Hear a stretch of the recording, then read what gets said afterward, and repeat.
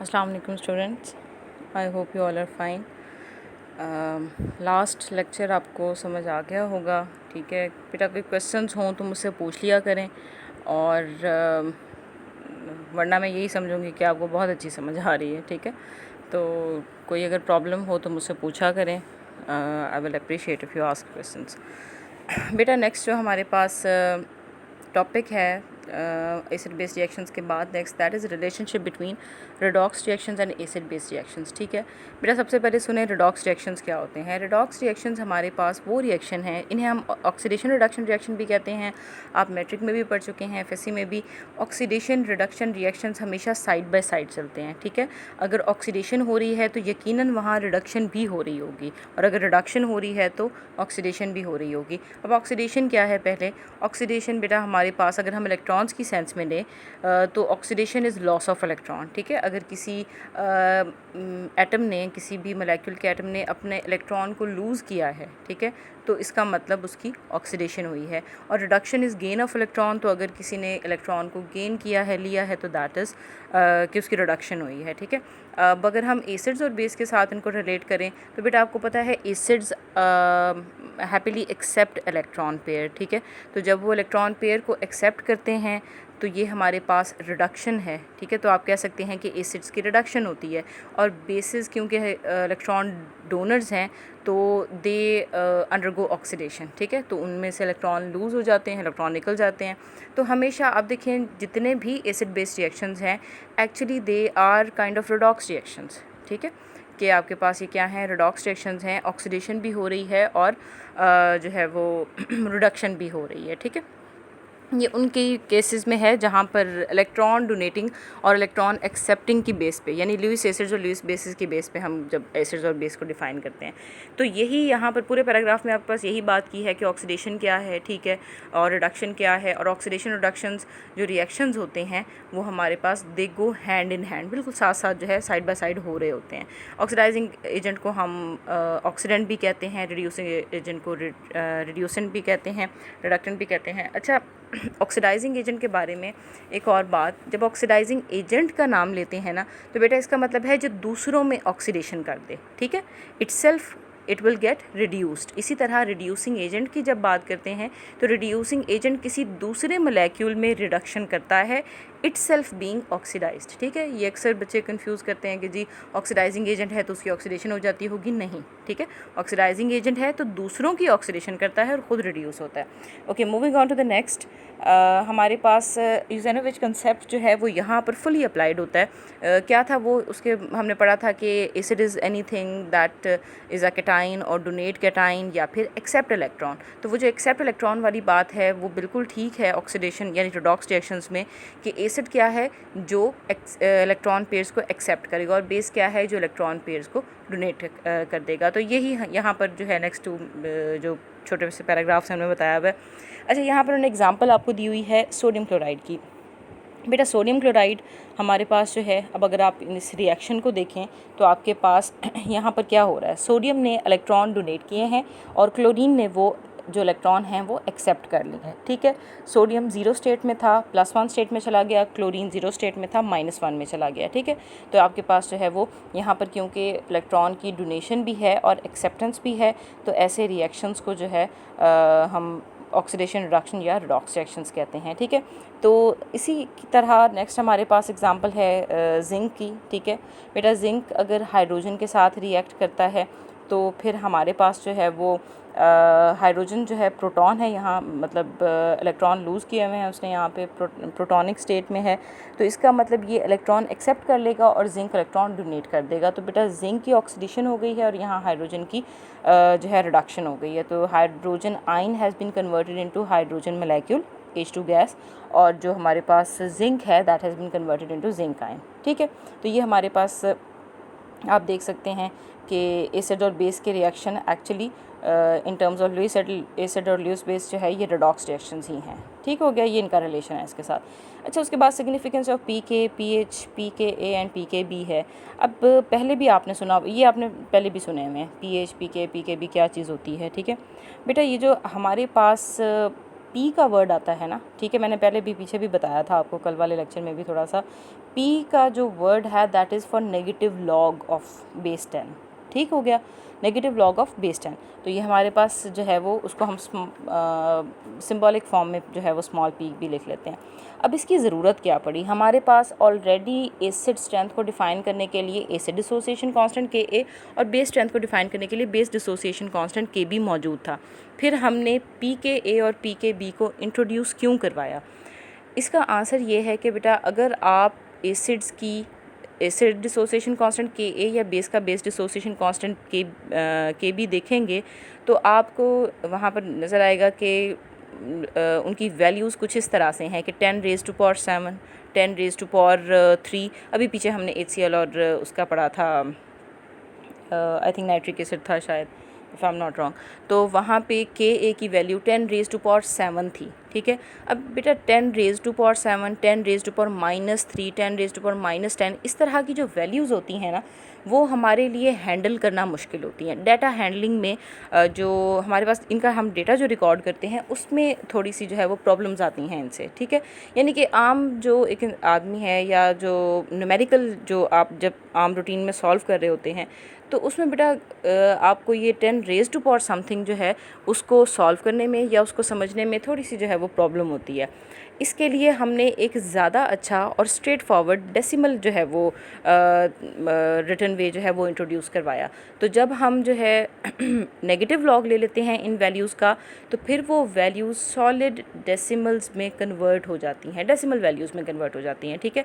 जैसे कि अगर आप जो है वो के ए अगर किसी चीज़ की 10 रेज़ टू पावर 7 है तो हो सकता है कि जी उसकी अगर आप पी के ले लेंगे यानी कि नेगेटिव लॉग ले लेंगे तो फिर वो जो है 7 के इक्वल हो जाएगा, ठीक है। ये इस तरह से आपके पास जो है वो ये इसकी आप कह सकते हैं अफादियत है, ठीक है, कि यहाँ पर हमारे पास जो थोड़ी सी कॉम्प्लेक्स वैल्यूज़ हैं साइंटिफिक नोटेशन में जो वैल्यूज़ हैं उन्हें हम सिंपल डेसिमल वैल्यूज़ में कन्वर्ट कर सकते हैं।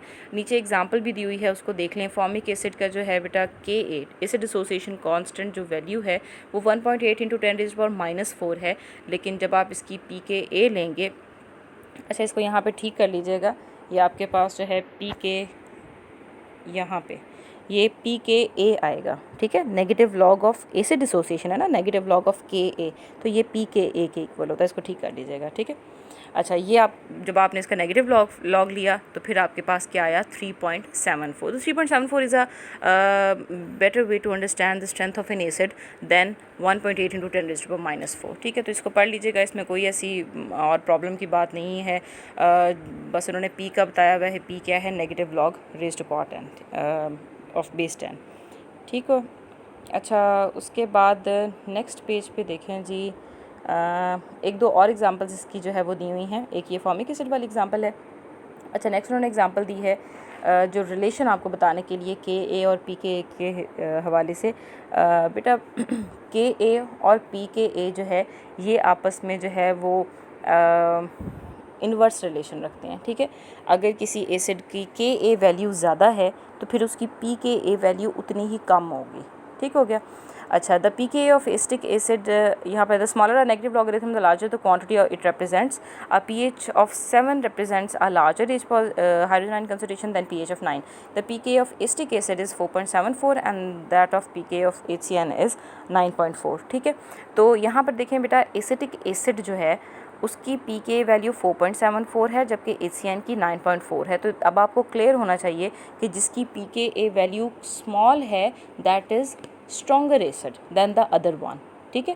तो एसिटिक एसिड की क्योंकि स्मॉल है 4.74 है तो ये HCN की निस्बत ये स्ट्रॉन्गर एसिड है। तो आप Ka या pKa ये दोनों ही एसिड स्ट्रेंथ्स को मेजर करने के लिए एक आपके पास जो है वो समझ लें एक स्केल की अहमियत रखती हैं, ठीक है। आप इससे रिलेट कर सकते हैं। अच्छा उसके बाद एसिटिक एसिड है स्मॉलर लॉगरिथम, ज़ाहिर है ये स्ट्रॉन्ग होगा।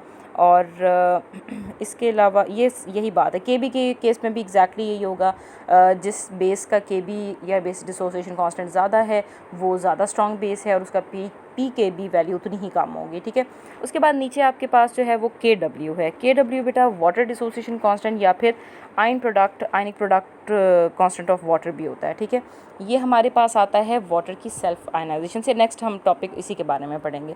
तो हमारे पास वाटर के अंदर आपको पता है H पॉजिटिव और OH नेगेटिव, ये दो जो है वो आयंस होते हैं, हाइड्रोजन आयन, हाइड्रोक्साइड आयन। इनकी जो कंसंट्रेशन का प्रोडक्ट है इसको हम KW या फिर वाटर डिसोसिएशन कांस्टेंट या ion product constant for water भी कहते हैं, ठीक है। इसकी वैल्यू बेटा 1 × 10⁻⁻14 होती है। और अगर आप जो है इसको अगर हम और थोड़ा सा जो है वो चेंज करके देखें मैथमेटिकली, तो अगर हम नेगेटिव लॉग ले लें तो H पॉजिटिव का नेगेटिव लॉग pH के बराबर होता है और हाइड्रोक्साइड का नेगेटिव लॉग POH के बराबर होता है। मल्टीप्लाई हो रहा है तो साइन ऐड का आएगा, तो pH + POH हमारे पास pKW या फिर 14 के इक्वल होता है। ये आपको ज़्यादा अच्छी समझ आएगी नेक्स्ट जो है वो हमारे पास टॉपिक में, ठीक है। अच्छा, अब हमारे पास ऑटो आयनाइजेशन ऑफ वाटर जो है, इस ये टॉपिक इम्पॉर्टेंट भी है और इस टॉपिक की तरफ चलते हैं। ये जो पिछला टॉपिक है इसी से रिलेट करते हुए है, ठीक है, कि वाटर के केस में हमारे पास जो है वो आयनाइजेशन कैसे होती है। अब बेटा वाटर को अगर आप देखेंगे ना तो वाटर जो है वो कोई बहुत अच्छा कंडक्टर नहीं है, ठीक है। It is a poor conductor, क्योंकि इसके अंदर आयंस जो हैं नेगेटिव पॉजिटिव चार्जेस बैलेंस कर देते हैं एक दूसरे को, और इसकी आयनाइजेशन बहुत ज़्यादा नहीं होती। अगर आप जब तक आप वाटर के अंदर कोई चीज़ एसिड या बेस नहीं डालेंगे ना तो आयंस जो हैं वो नहीं बनते, ज़्यादा नहीं बनते, बहुत थोड़े बनते हैं। लेकिन स्टिल वाटर की सेल्फ आयनाइजेशन या ऑटो आयनाइजेशन की प्रॉपर्टी है ज़रूर, ठीक है।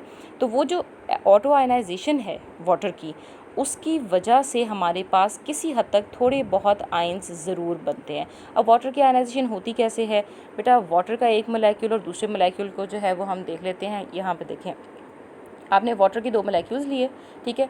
इसके डबल डिस्प्लेसमेंट रिएक्शन होगा क्योंकि आयनाइजेशन रिवर्सिबल रिएक्शन है क्योंकि आयनाइजेशन हो रही है।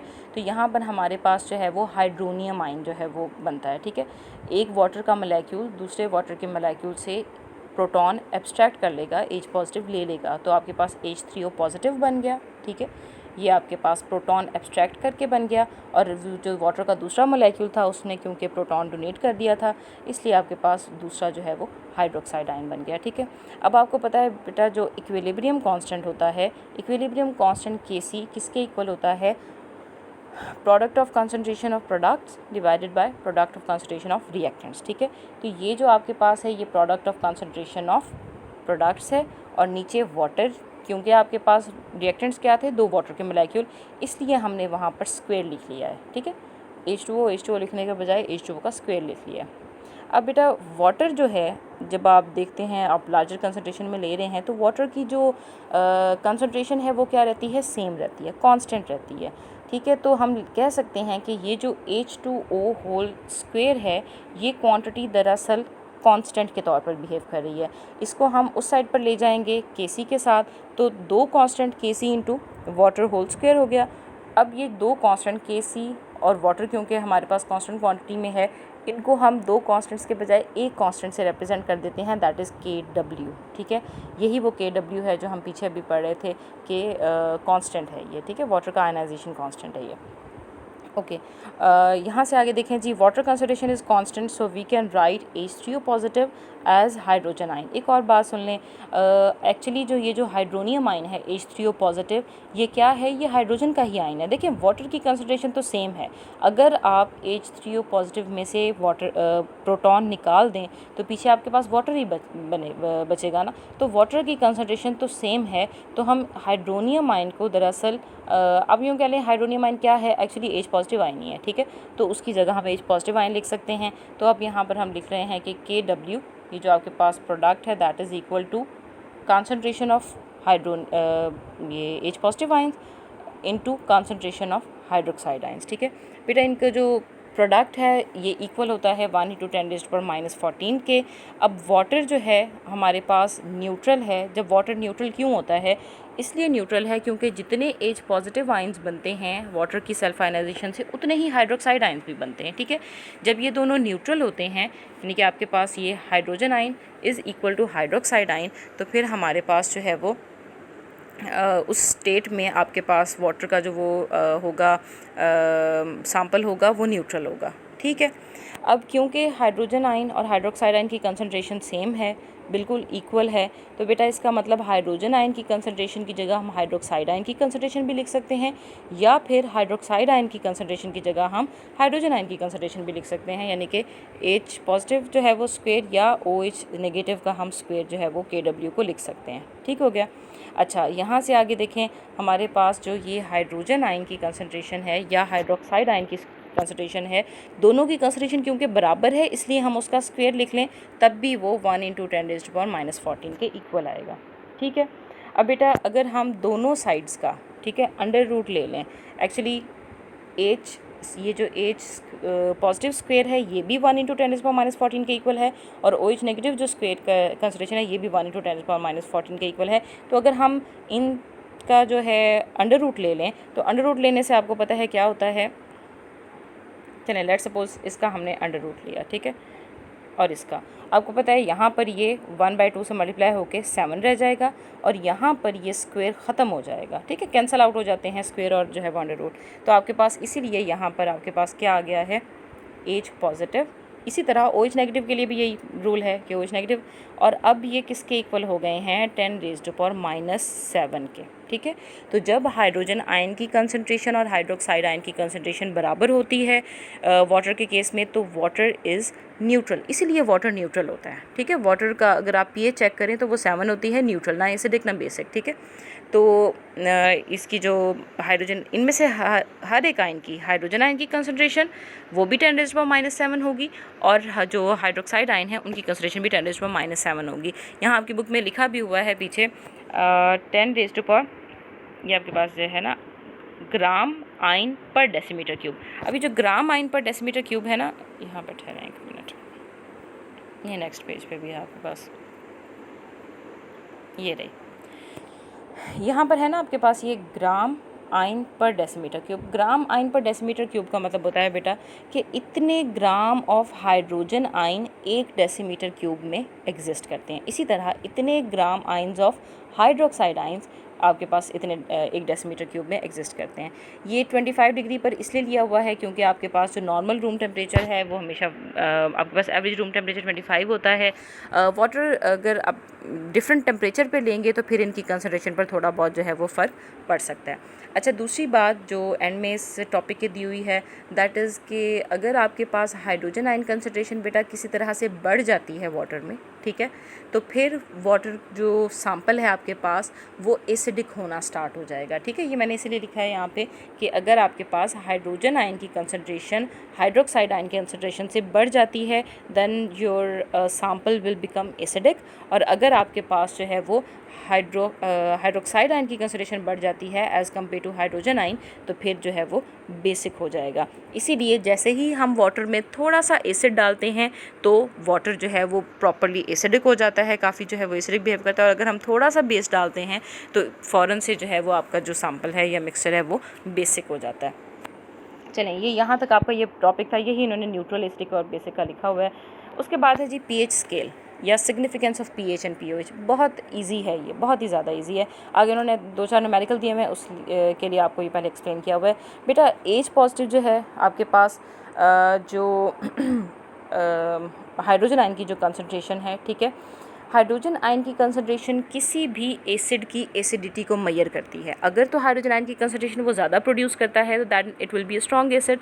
If it produces low concentration of hydrogen ion then it is a weak acid. ठीक है, तो पीएच जो है हमारे पास एक तरह का स्केल है टू मेजर द एसिडिटी। ठीक है, तो पीएच क्योंकि negative log of hydrogen ion के कंसंट्रेशन के इक्वल होती है, इस वजह से हमारे पास जो है वो अगर पीएच के ऊपर डिपेंड करता है कि कितना ज़्यादा आपके पास जो है वो जो एसिड है वो स्ट्रॉन्ग है। ठीक है, अब आपने अक्सर सुना होगा कि pH 1 या 2 ये स्ट्रॉन्ग एसिड्स हैं, और अगर pH 5 या 6 हो तो वो वीक एसिड है। ठीक है, ऐसा क्यों है बेटा? क्योंकि हाइड्रोजन आयन की कंसंट्रेशन जितनी ज़्यादा होगी pH की वैल्यू उतनी ही कम होगी। ये नेगेटिव लॉग है, बिल्कुल वैसे जैसे अभी हमने पीछे पढ़ा था negative log of Ka, negative log of Kb। ठीक है, बिल्कुल उसी तरह ये negative log of hydrogen ion concentration है। अगर हाइड्रोजन आयन की कंसंट्रेशन ज़्यादा हुई तो pH की वैल्यू कम होगी, the acid will be more strong होगा, ठीक है। और अगर हाइड्रोजन आयन की कंसंट्रेशन कम हुई तो फिर पीएच की वैल्यू ज़्यादा होगी, और जितनी पीएच की वैल्यू ज़्यादा होगी लाइक 4, 5, 6 इस तरह, तो फिर आपके पास एसिड की स्ट्रेंथ जो है वो कम होती जाएगी। Exactly same rule will apply to pOH. वहाँ पर हाइड्रोक्साइड आयन की कंसंट्रेशन पे जो है इसी तरह डिपेंड करता है, और वो बेस के लिए, ठीक है। पीओएच जो है आपके पास हाइड्रोक्साइड आयन की कंसंट्रेशन है, अगर बेस स्ट्रॉन्ग है तो जो आपके पास पीओएच की वैल्यू जो है वो ज़्यादा होगी, और अगर आपके पास जो है वो अगर हाइड्रोक्साइड आयन की कंसंट्रेशन आपके पास जो है वो ज़्यादा है तो पीओएच की वैल्यू आपके पास कम होगी, ठीक है। और अगर आपके पास हाइड्रोक्साइड आयंस की कंसंट्रेशन जो है वो कम है तो फिर पीओएच की वैल्यू जो है वो ज़्यादा होगी। अच्छा, उसके अलावा यहाँ पर हमारे पास पी का आपको बता दिया, वो लॉग पेड नेगेटिव लॉगरिथम को जो है वो डिनोट करती है।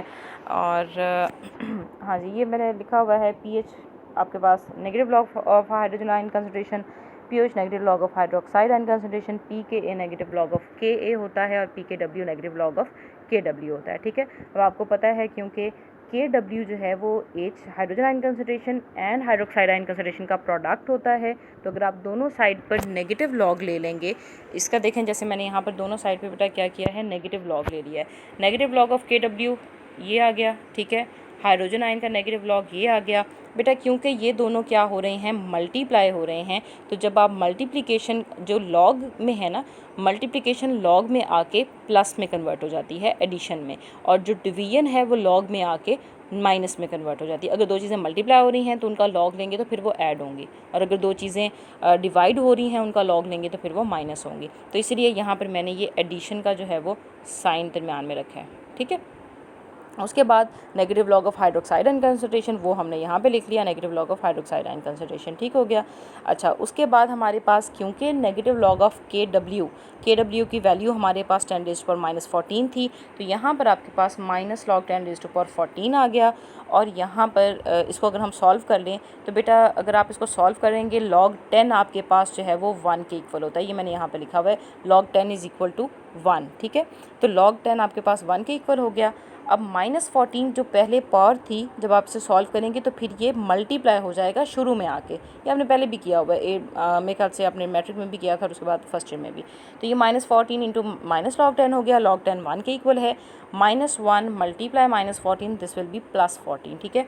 इसीलिए हमारे पास ये जो वैल्यू है नेगेटिव लॉग ऑफ के डब्ल्यू ये कितनी आ गई है, 14 के इक्वल आ गई, ठीक है।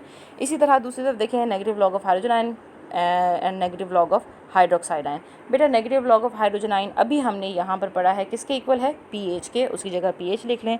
Negative log of hydroxide ion किसके इक्वल है, ये पीओएच के इक्वल है, उसकी जगह पीओएच लिख लें, and it is equal to 14। तो ये आपके पास यहाँ पे सॉल्व हो गया। यही जो है वो उन्होंने हमें यहाँ पर बताया हुआ है। एक मिनट, हाँ जी, ये यहाँ तक आपके पास सॉल्व हो गया। लॉगरिथम उन्होंने लिया हुआ है = 14, ठीक है। अच्छा, इसके बाद हमारे पास pH + pH = 14। अब जो 25 डिग्री टेम्परेचर है उसके ऊपर हमारे पास नॉर्मली 14 तक ही होता है, लेकिन pH 0 से कम 0 to 14 जाता है ये स्केल। लेकिन अगर आप ड्रास्टिक कंडीशंस दें तो 0 से कम भी हो सकती है pH, ठीक है, और 14 से ज़्यादा भी हो सकती है pOH। तो ये जो दरमियान में एक 7 का जो डिजिट है या 7 पॉइंट है, ये हमारे पास क्लियर कट पॉइंट है। ये टेबल में भी देख लें, जो ये 7 हमारे पास pH या pOH है ये न्यूट्रल की है, ठीक है।